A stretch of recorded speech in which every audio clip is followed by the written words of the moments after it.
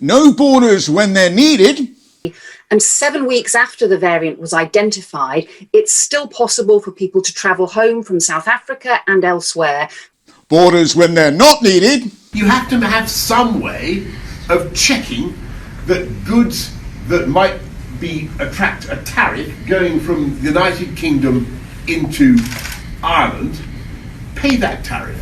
And bordering on the ridiculous. These are the interesting times.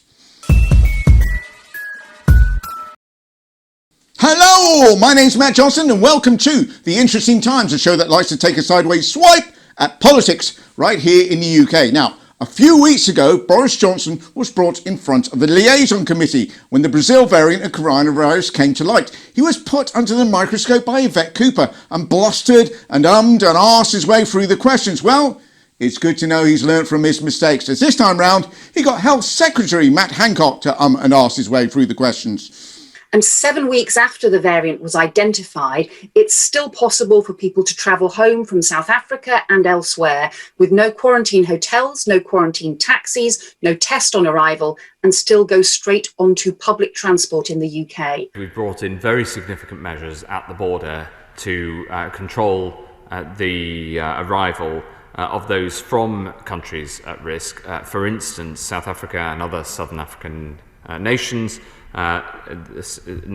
Nations around. Matt is sounding a little flustered there. What he needs is some inspiration, but where to find it? You're a fan of the movie Contagion, and that informed you as to how you have to move quickly on a global scale when I can see you smiling. Using a 10-year-old film to deal with a pandemic is clearly ridiculous. What can it possibly teach us? But right now, our best defense has been social distancing. No handshaking, staying home when you're sick, washing your hands frequently. Quick, someone get me a film set, a punchy soundtrack, and Lawrence Fishburne. Lights, camera, action. Actually, it's not the movies, it's the Tories. Lies, corruption, inaction. As for his boss, he's clearly taken inspiration from a slightly less serious character. Capital, mocking. It was all going well, and then not so well.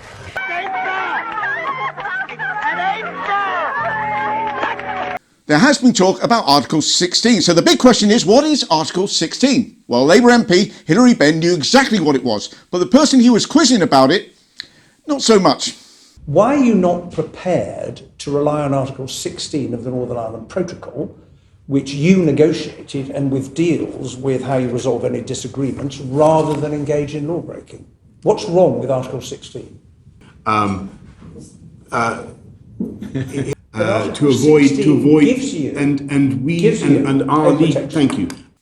Now, as things stand, there is no border between Northern Ireland and the Republic of Ireland, meaning goods can flow from the EU to the UK via Northern Ireland without checks. Article 16 is a part of the Northern Ireland Protocol, only to be used in the event of either the UK or the EU experiencing huge difficulties. Basically, it stops all goods moving between the two parts of Ireland. It is considered to be, with some justification, the nuclear option.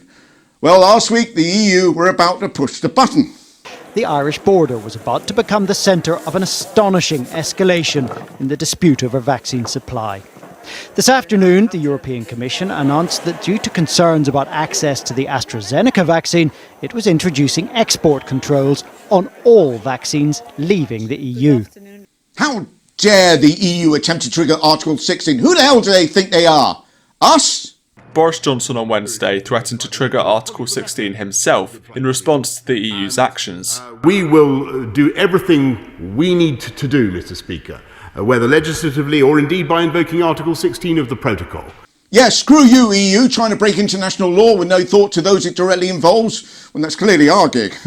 We'll break our own laws, thank you very much. Oh, and there's another thing. Can we have an extension, please?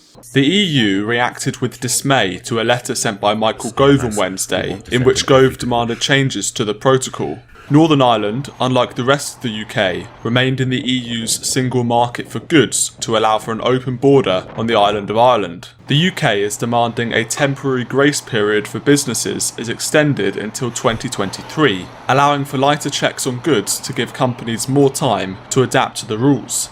Yes, after spending the last few years fighting an extension, the UK government, in particular Michael Gove, has sent a strongly worded letter to the EU asking for an extension to the Brexit process in Northern Ireland, just until we manage to sort out Brexit, or until the melting of the polar ice caps puts everybody 10 feet underwater and we devolve back to scaly, dull-witted reptiles that worship John Redwood.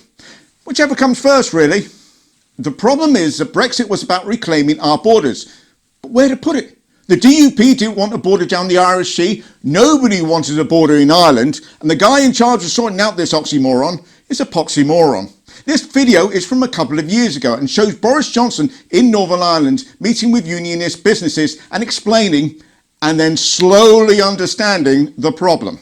So when you come out of the EU customs union, which is what we've done, you have to have some way of checking that goods that might attract a tariff going from the United Kingdom into Ireland pay that tariff if there is to be a tariff.